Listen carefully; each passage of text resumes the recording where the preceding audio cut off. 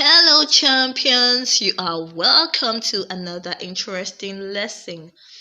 Our topic in this video is the prodigal son. The prodigal son. So today we're going to learn about who the prodigal son was and what he did. But before then, let's learn about the meaning of the word prodigal. What does it mean to be prodigal? To be prodigal means to spend money carelessly. Someone who is prodigal is someone who spends money carelessly, okay? So now let's get started with our story today and see who was prodigal. Once upon a time, there was a man who had two sons. There was a man who had two sons, and after a while, the younger of the two sons told their father to share his money, his property, between himself and his elder brother. Their father did as he requested, okay? And then the younger son took his share of the money and his belongings and went to another town entirely. When he got to the other town, he began to spend his money carelessly. Now you can see that the younger son is the prodigal son because, like we said, someone who is prodigal is someone who spends money carelessly. And as soon as the younger son got his share of the money, he took his belongings, went to another town, and began to spend his money carelessly. Okay, so now let's see what happened after that.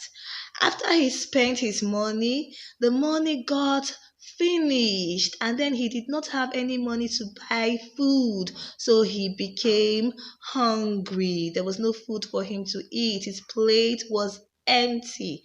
So he decided to beg a farmer who used to train pigs so that he could work for the farmer and get a little money to feed himself. But that didn't work out so well. So he decided to go back to his father's house because his father was a very rich man who had a lot of servants. While he was going back to his father's house, he was still a far way away from his father's house when his father saw him. His father then ran to him, opened his arms, and embraced him in a tight hug.